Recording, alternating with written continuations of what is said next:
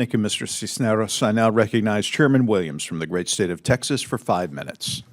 Thank you, Mr. Chairman. And Mr. Trent, on a side note, thanks for being here. Absolutely. Thanks But for having me. you're saying Dodge pickups went up from 18,000 to 20,000? 80,000 to 100,000. Yeah, well, I'm a Dodge pickup dealer It's a good truck. in Texas, and we're selling for 70,000. Ooh. So it sounds like a good You need to profit get down there opportunity. and see me. Okay? Mr. Gutierrez, as we've been discussing, bloated and duplicative SBA programs waste taxpayers' dollars and undermine the efficiency of the effectiveness of services provided to small business. Could you elaborate on ways the committee can streamline SBA programs? Sure. I love the idea of having more SBA presence in the field to serve the rural communities. I believe that there is a lot of programs that were created to duplicate some of the services that we've been doing for over 40 years. For example, I believe the Navigators program was designed to reach those underserved populations. We are already there. We're already serving the underserved populations from rural America to Main Street St. Louis, Main Street Kansas City, to down in Joplin, Missouri.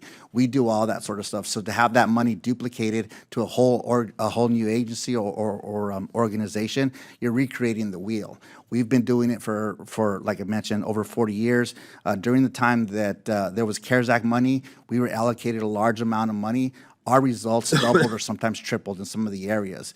When that funding did go away, we were left with what we believe would have been the COVID cliff, where the money dried up, but the demand for our services didn't. We're still at an all-time high. So the services that we provide, we often have up to 2 weeks before someone can come in and see one of our business counselors in the rural area. But as far as duplication of process, we are the first ones here will be the last ones out the door, because we're here every day doing what we need to do to serve Main Street America. Thank you.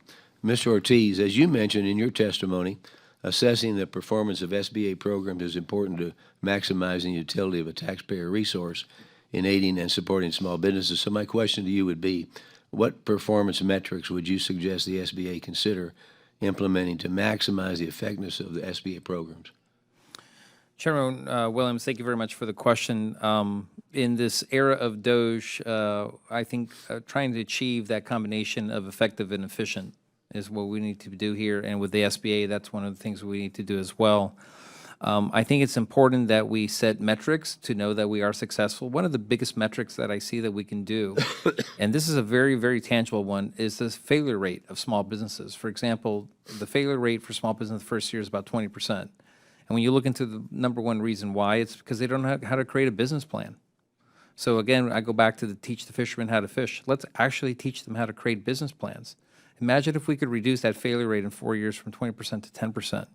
You have 33 million small business owners. One could actually conceive that you create another 15 million small businesses by doing so. And if each small business employs 2 people, you've just added 30 million more American small businesses or jobs to those small businesses.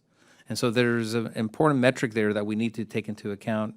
Establishing, I guess, this effective and efficient combination of a $1.5 billion agency, it's not necessarily about saving money. It's just about making those dollars work harder for our American taxpayers. Well, that's great. And we know that small business is the backbone of our country. 99% of the businesses are small businesses. 75% of the workforce and payroll is done by small business. That's correct. And we got to keep risk and reward in their life all the time, where they can take some risk and get reward and not be burdened by regulations in the federal government. Easier to compete against each other than to compete against the federal government. That's correct. I think every single day. With that, Mr. Chairman, they've never been cheaper than they are today. Mr. Trent, let me tell you that, okay? And thank you for letting me have fun with you, okay? I yield my time back.